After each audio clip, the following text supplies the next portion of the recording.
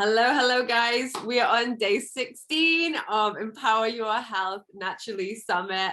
And I'm super excited today because this amazing woman popped up into my reality, and it was very guided and very beautiful. And she's helped me on my own personal spiritual journey. And, here on this summit, we're talking about empowering ourselves in all areas, mentally, physically, spiritually, everything. And this is really all about like just lifting our spirits up, lifting ourselves up, and expanding in a time when this is a difficult time, right? This has been a challenging time for everyone. There's a lot of shifts. So this particular work of Atena is very, very special, and I'm really excited to share it with you today. So she is a spiritual transformational life coach. She has impacted healings and breakthroughs for so many people. She uses spiritual hypnosis, Reiki, energy healing, breath work, EFT, and meditations. And yeah, she's had a beautiful broad experience. She is a leader in mindset, and I'm just blessed to have her here today. So it's just awesome. So thank you, Atena, for coming. Thank you. Thank you so much, Kat, for having me. I feel really blessed and honored to be here. And thank you for the beautiful introduction. Oh, you're so welcome. I was just so happy that you popped up. I prayed and you appeared. I was like, where's my next speaker coming? Oh yeah, this is perfect. So it's Kismet. You just messaged me and I happened to be thinking about you. So I listen to the signs of the universe. I don't think this was a random coincidence. So I'm happy you reached out and just so happened to call me exactly when I was stopping on. And so, yeah, blessed. Beautiful. And look at this beautiful, we're already empowered by the sunshine that you're bringing into our our wherever we're watching on, whatever device we're watching on from. Where are you again? Antigua? Yeah, beautiful Antigua. This place has been magical, transformational. I've loved every minute of being here the last few months. I'm always grateful, but like the gratitude has gone up like tenfold. Yeah, this is beautiful. Yeah. And why also I'm happy to have Atena here today is because I was asking for more, like I really strongly believe the world needs more empowered female leaders, and that's how I see you. And I also see you as such a beautiful, and like, but you're a beautiful role model as well for female entrepreneurs, to show that you can follow your heart, you can do what you love, and you can really create abundance in your life. So thank you for leading the way. It's been a struggle to get here, but I am very happy I'm here.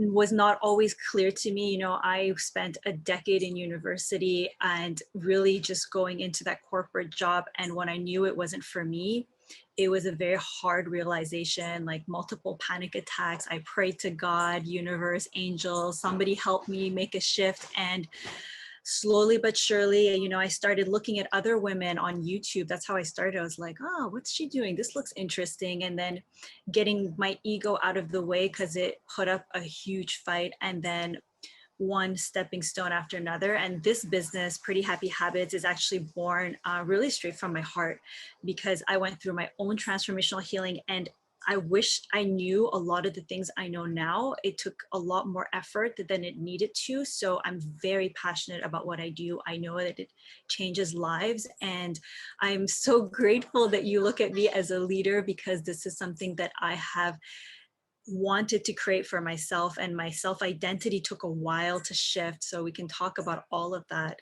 here today, because I do believe so many women can benefit from taking this step. And I'm sure, as Kat would vouch, any woman who decides to go on that entrepreneurial journey, you will learn so much about yourself. It is just beautiful. I feel like everyone needs to try it, even for a year. And then if you want to go back to your corporate job, you do you, boo. But yeah, so I'm happy to be here. I love that. I love that. And you know what? It's such a funny thing also when you do go into the entrepreneurial path, because invariably you're following what you love. So there's like a pull, there's like a natural pull. And like people Mhm. kind of look at me lately, and like the people around me, like the close people in my life, they're saying like, oh, you're addicted to work, or like you work too much and all this stuff. And it's like, well, yeah, I work a lot, but I really love what I'm doing. So it's like, as long as I'm making sure I take that you know, holiday time and that time Mhm. out to take care of myself, and I'm really just letting that journey now of like, no, this is my time to take care of myself, and or to be with my family or whatever it is. And yeah, and like finding that balance is so important, but it doesn't Setting those feel like boundaries, work. so important. Yeah.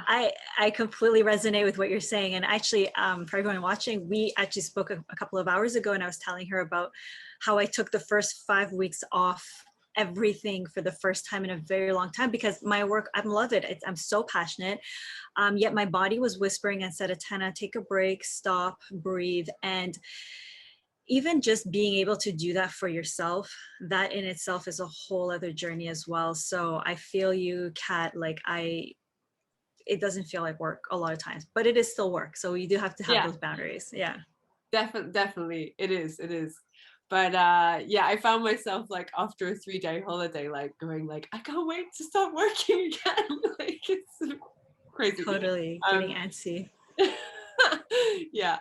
But you know, I've been excited about the summit, and you know, we've had such awesome speakers, and I'm excited to be, you know, bringing on more spiritual and female elements to that, because that's really a big part of my life too. So but yeah, tell us a bit about like your story, and how you got into like understanding that these things existed and that you could shift yourself and all this stuff. Totally. I would love to share. So for me, I mean, I'm originally born in Iran. I was born in the middle of a war. My mom single-handedly brought us to Canada. It was a very messy process. My parents got divorced. There's so many things that happened during that time. We lost all our money. My brothers and sisters and I got split. So my childhood was full of love, but it was also extremely rocky for a very long time. And as I grew up, as I started university, I always just wanted to help the world, because I had two parts in me, the what I call my shadow element of the revolutionary, the one that was born in a world that was full of injustice, is still full of injustice, that wants to fix it, and the enthusiast in me, because my mom had done such a fantastic job as giving us everything we needed and providing us so much opportunity, that I was like, I could do whatever I set my mind to. But these two dualities in me battled it out a lot. And my initial response was, I'm going to travel the world and save people everywhere I go, which is kind of hilarious at this point when I think about it, because every time I traveled, I ended up healing myself. And that was beautiful. So throughout my life, I went from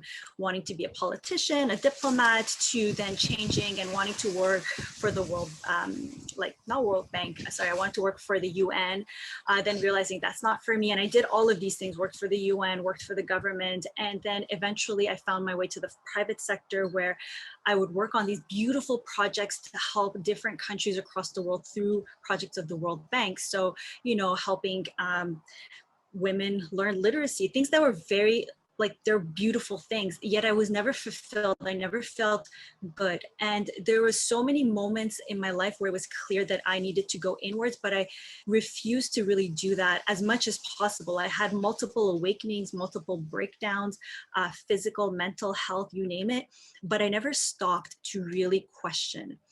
And then really when I was sent to the Philippines was, I think, one of the biggest turning points in my life. I went for what was supposed to be a month, ended up being 4.5 months of pure torture in many ways. It was a beautiful project with the World Bank.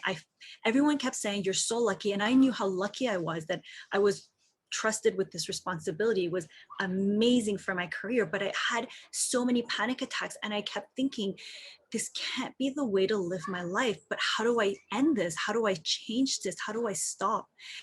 And when I got back to Canada, on my way back, my mom was diagnosed with a deadly brain tumor, and she went into emergency operation. And this was the beginning of a lot of endings for me in a beautiful and destructive way.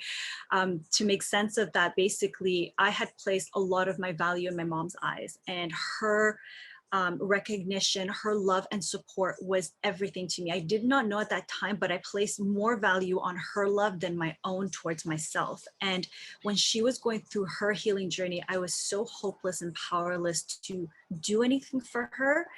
And at the same time, she needed her space for me. So she began to kind of push me away and say, I don't want to talk to you. I don't want you in my life right now. She didn't want to, but she had to for her own healing.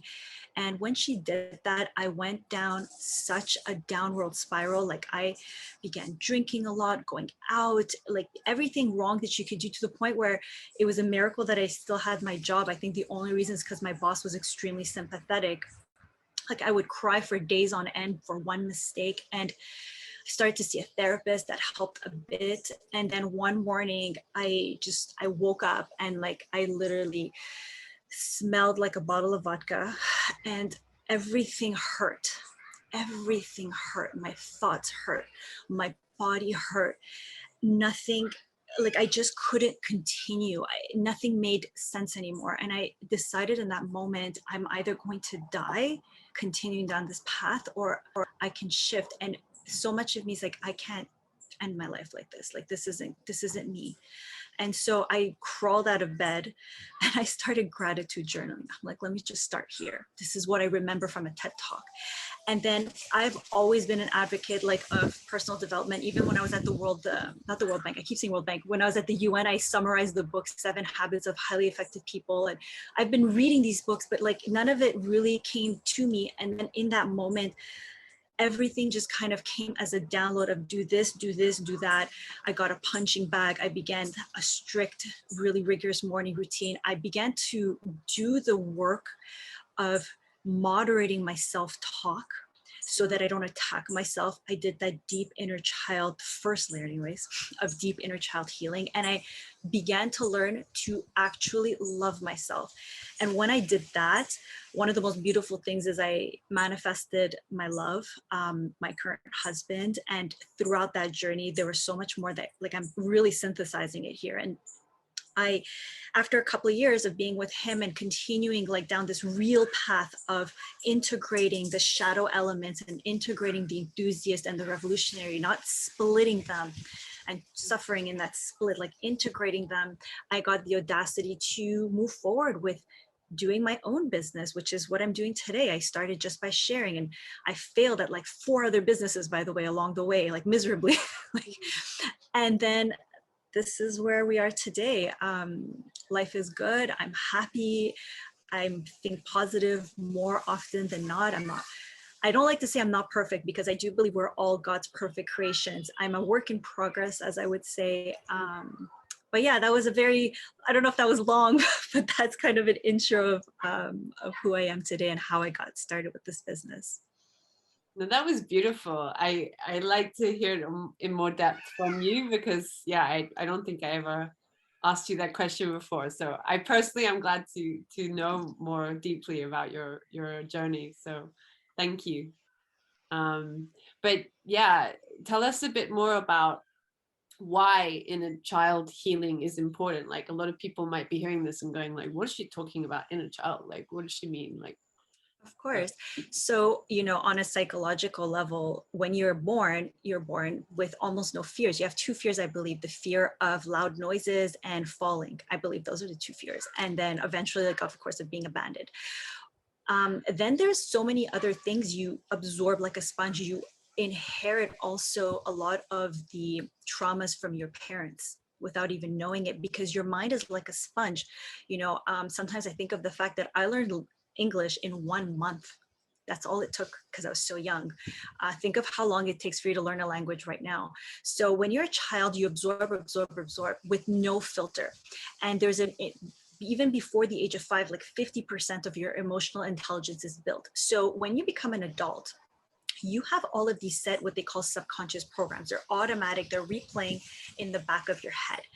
And on a conscious level, the critical analytical level, you may or may not know it, but you are always looking for that evidence in the world to prove what your mind has gotten to know as a young child. So if you've ever had an emotional reaction and someone's like, well, what are you, like 5? You might as well be, because that is the emotional age that you are responding from. And so it can get very daunting to create shifts when you feel like everything you've known will be attacked, which your habit body just will respond to. That's why it was so hard for me to live without my mom's immediate approval, because that's what I had known. It was hard for me to change career paths because that's what was culturally acceptable in my perception. So when you do the inner child healing, you really just take the time to go revisit little you and mend that fence, because a lot of times you will end up also rejecting that inner child. You know, that 5-year-old Atena is dead. She's gone. I'm 36 now. I'm not that age anymore. I'm not 12. I'm not even 35 anymore. It's all shedded. It's all in my past. But until I actually take the time, especially with the younger age, to go back and tell her, I'm here for you. I love you. I will take care of you, becoming your own caretaker and bringing that love forward, and also undoing a lot of traumas that you will inevitably like accumulate. Like something like 85% of American families are quote unquote dysfunctional. Okay. I don't even know what that means. It's a statistics I got from some world renowned organization, but I would argue it's even more. No parent does a perfect job. The definition of trauma is a need that's not met. The bigger the trauma, the deeper the wound. Like my mom loved me, for example. She loved me with all her heart. But at the end of the day, she can't stop me from seeing the injustices that I saw. She can't block the fact that when we came to Canada, we lost all our money. She can't block the fact that she went through her own depression. And so when you do this inner child work, you're essentially going back and taking that child's hand, because that's what you need. You need self-acceptance, self-love, self-reassurance, and saying, I got you. It's safe for us to change. And that gives you the gateway to make massive shifts and start taking decisions from a place of self-acceptance versus a place of resistance, which was my mode before, and which is a lot of people's modes. It's quite staggering, actually. And also what just came up for me when you were speaking then is like, also when then we're going into, and we're going to get to this, but like when we're going into relationships and you know, instead of coming from that place of wholeness, coming in from a place of like, well, no, there's something missing here, because like, I don't know, it could be something pretty small that happened in our past, but Super like small. we made it mean something about ourselves. Like for me, it was like, I'm not good enough, you know, and it was like, that was the, I guess, like pattern in my head. So I would like work harder or try to do more or try to be more, and you know, like Totally. No, yeah.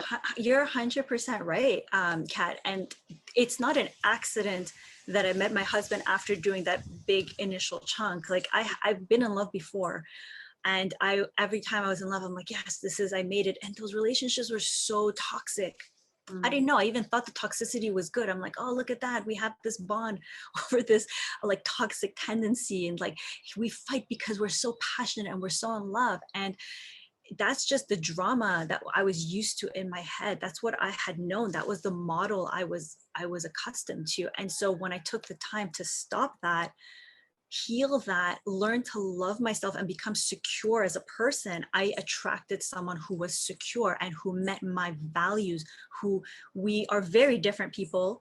But I often say that he's actually like my biggest spiritual teacher. He's not even into the spirituality. Like I meditate and he just looks at me, but he has such a healing, calming energy, and he loves me for me. Not for who he wants me to be, not for what I do. You know, I had this fancy career. I went to being unemployed to doing what I do now. And he's loved me every step of the way, never judging me, just accepting that and being that I love you and I'm holding the space for you. And I can say that is not luck. People say, oh, you're so lucky. I'm like, that is not luck. That is, first of all, I'm blessed. But I also worked to get this, because before that, I had toxic tendencies and I didn't heal them. And unfortunately, a lot of people don't do that. And then they get into a relationship and then it's like, it's just so dramatic, so many ups and downs. And we're afraid to put our heart out because our heart is already so hurt. Mm. And when you don't heal it, of course, you're afraid to put your heart out there because you don't have the bandwidth to be rejected. You're already rejecting parts of yourself. I don't know if that makes sense what I'm saying. Oh, It makes sense in my yeah. head. Oh, yeah. I mean, look, so I'll just, for the audience, right? So I have done some work with Atena, and it was after a breakup, and I did her cord cutting meditation. And this was because I was in a toxic relationship, and yeah, this really shifted things for me, guys. Like, it was very, very powerful.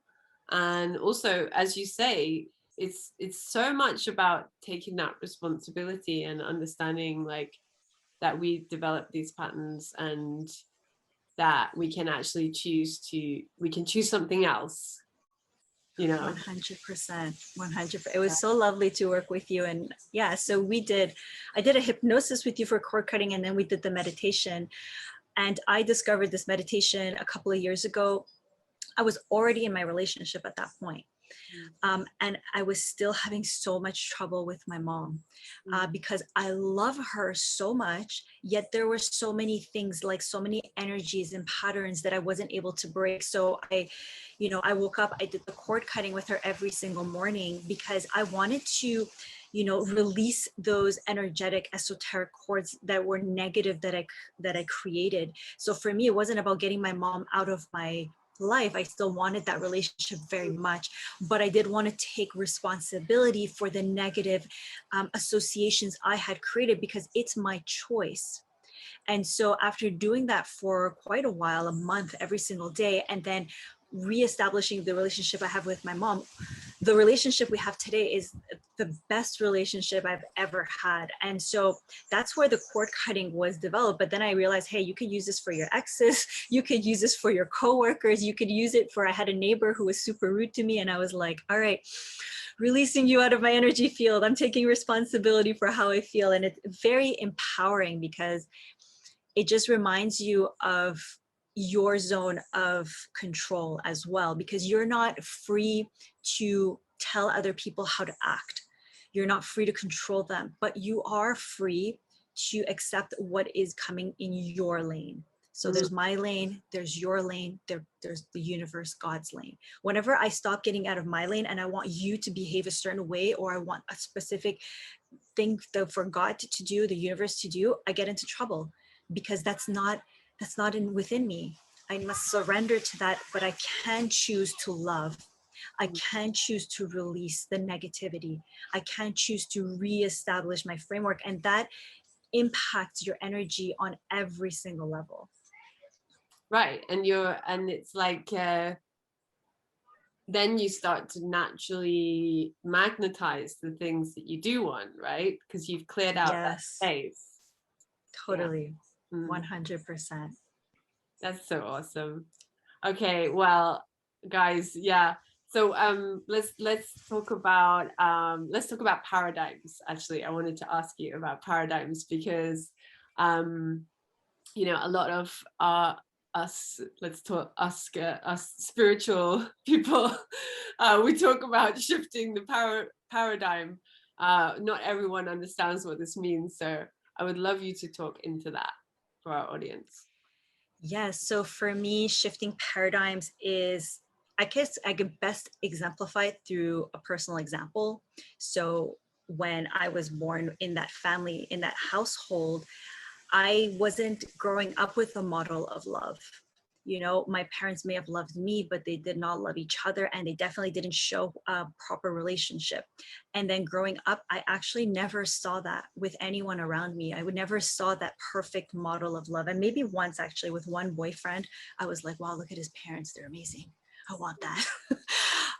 But my paradigm had always been, I want this love, but how do I get it? How do I access it? And then after doing that initial healing work where I manifested my husband into my life, it didn't end there, because I had to, every step of the way, after we got engaged, once we were about to get married, when we moved into our first home together, like all of these moments, I had to stop and reevaluate my belief system, what I have been used to, what's in my subconscious, what my habit body tolerates. Because you can say you want love, but maybe your habit body just won't tolerate it because it's just not used to it. And whatever it's not used to can feel like a threat.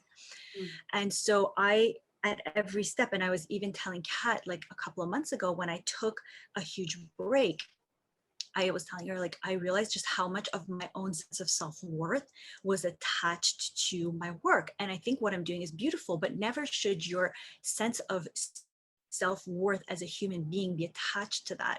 And so that shifted me to also create more space for love. And then basically, I can now speak about this openly because my mom is opening up about it and writing about it herself. We spoke just last Friday, actually. It's really beautiful. We did a healing session together, and I've realized that where she came from, where I was born into, was here.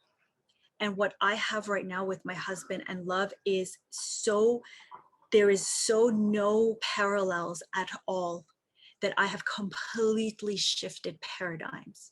Mm. I have completely manifested something completely new. And she's so happy because that was her hope. You know, I never would be here without all of that, the strength she had to pull me out of my immediate environment. But even after pulling me out of that immediate environment, there was my whole mind, my whole body that was used to that drama. And so today I can love wholly. I can breathe.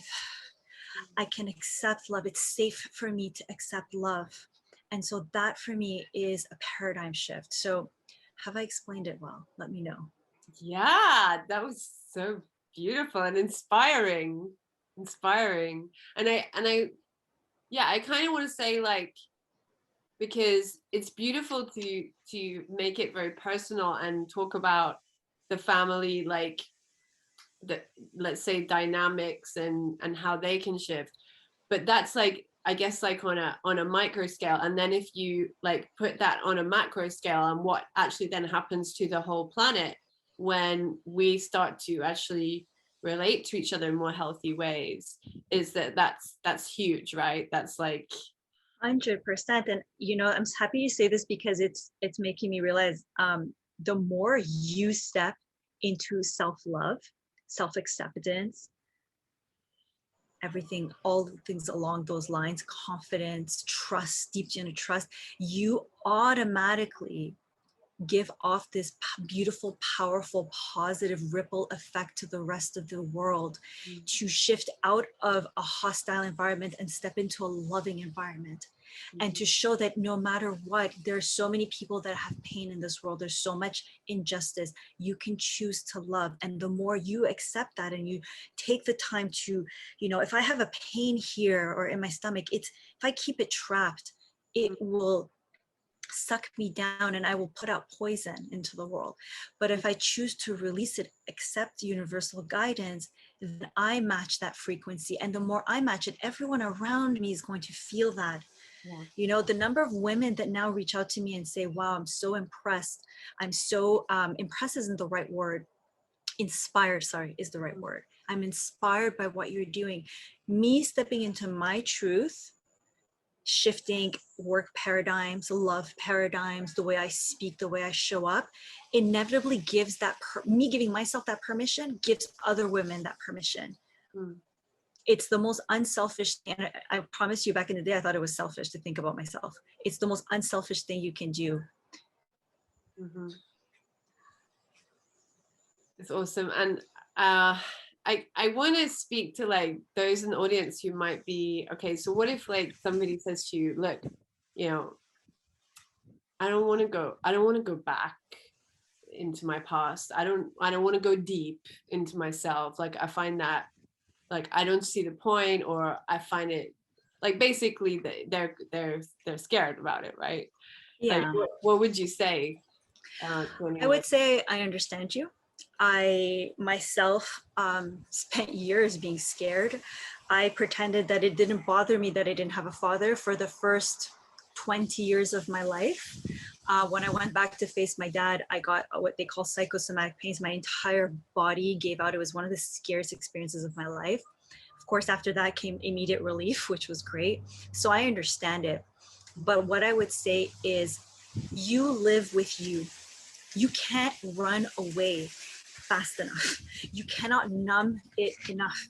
It will always come. It will follow you wherever you go. And the first part can seem difficult. And that's why a lot of times people do it when they break down. Like I broke down. Once I broke down, I'm like, I have to build myself back up, and I'm going to choose to build myself back up different because that was so painful. Mm-hmm. It is so much easier to live like this. Yeah. It is so much easier to live in a state of love.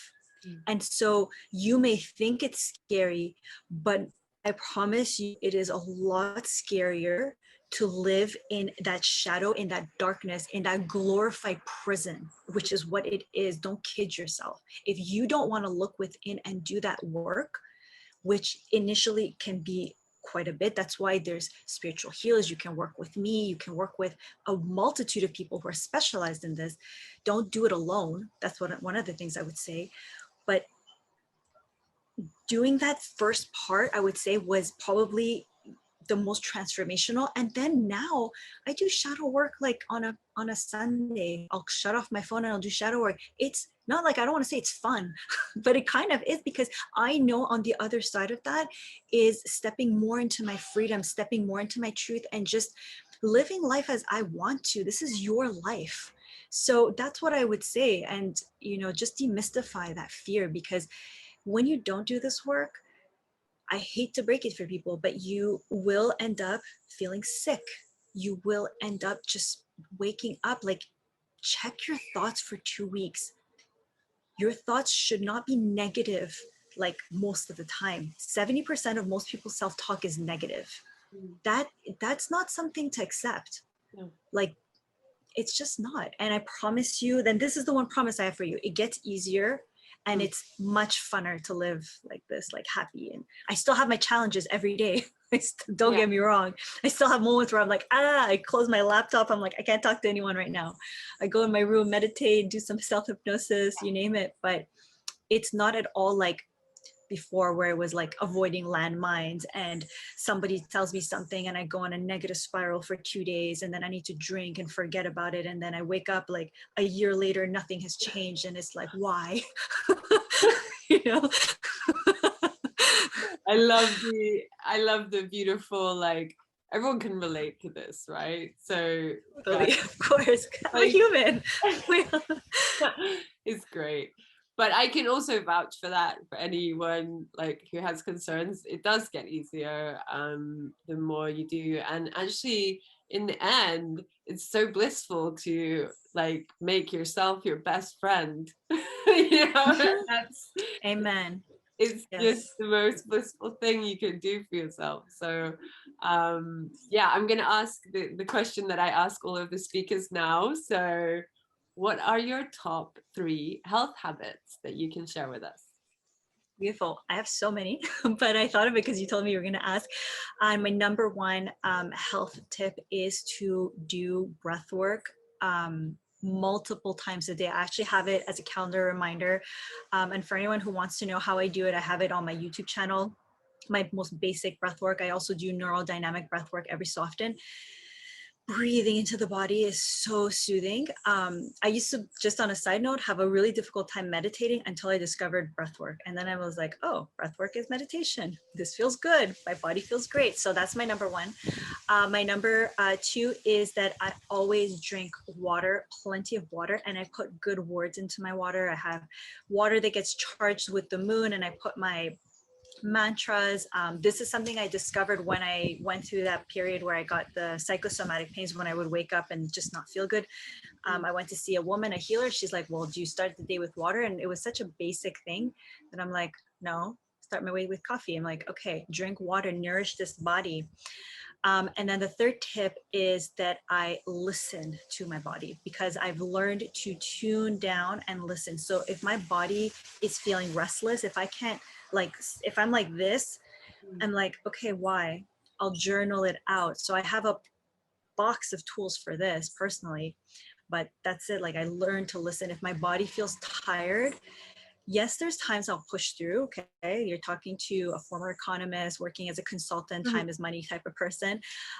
But I will forego pushing through more often than not at this point. I will surrender to, this is my maximum capacity. I will honor it. And if I feel my body shutting down, nothing is more important than my health.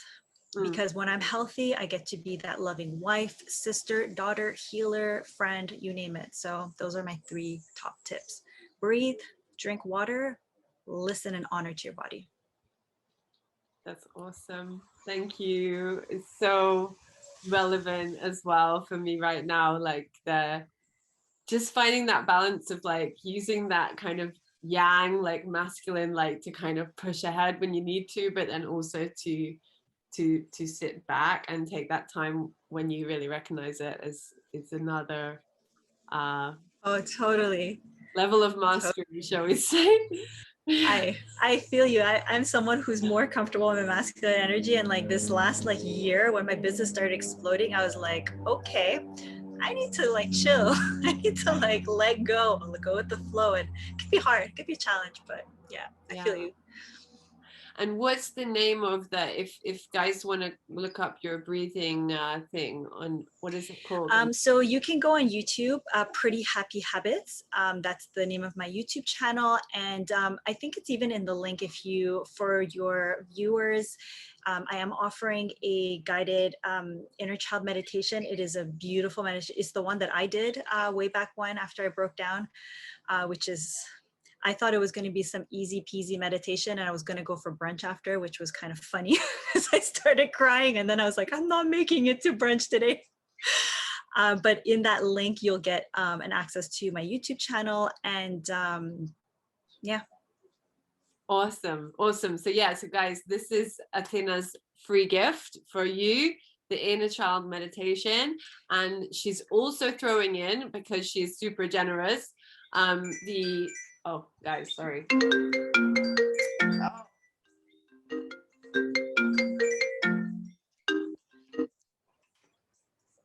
We'll cut that bit out. Okay.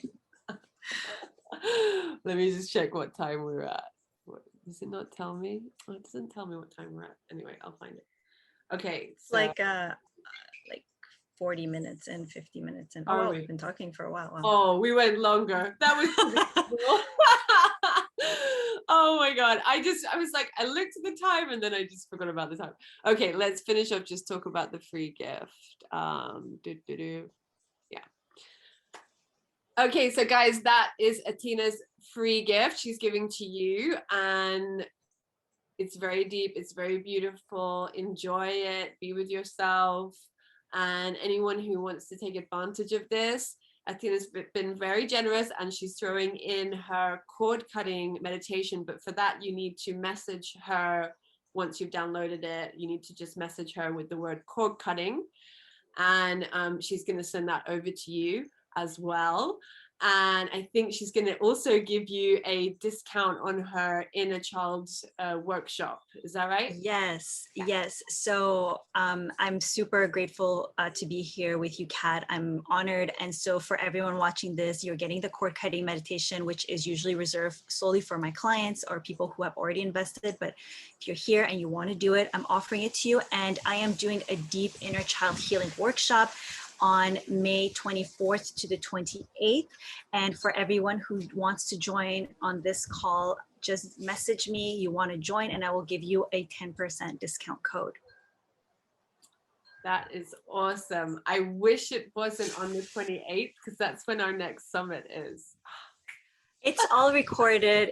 By the way, it's all recorded. You get a workbook, you get access to everything. And I just want to say that this is, a space for healing. And I want you to know that this is something I've been creating over the last couple of years. And it's something that I do for myself. So know that at every stage of your life, you can go back to these teachings and just, you can add on whatever spiritual healing that you've learned yourself, and know that you can repeat this in a span of a day. Like I do it all in a day. You know, we go through identifying those memories that need to be forgiven, for learning how to accept, essentially forgive, rewiring your subconscious mind for something better, bringing your inner child into that story, and doing one of the most beautiful guided hypnotic trances that I have created, which I was telling Kat before we got on, where I got this download from the universe when I took the time off, on all about self-worth and bringing your inner child, planting the seed of self-worth in your inner child. It's going to be epic. It's going to be magical. So I hope you all join. I know it will change your life. I wouldn't do it if I didn't believe in it with everything in my being. Yeah, I can vouch for that, guys. So I hope you enjoyed today's interview. Tomorrow we will be having Nicholas. He is a finance guy, but he is so much more than that. He's actually a comedian. He is like, he took me to what I call the dark side, and I actually went to TikTok just to see his videos because he is so funny. He is like super funny. So tomorrow it's going to be a joyful, fun, laughter interview. We're going to have a lot of laughter, and we're going to talk about the importance of joy and play in our lives. So make sure you join us tomorrow, and thank you for being with us. Goodbye.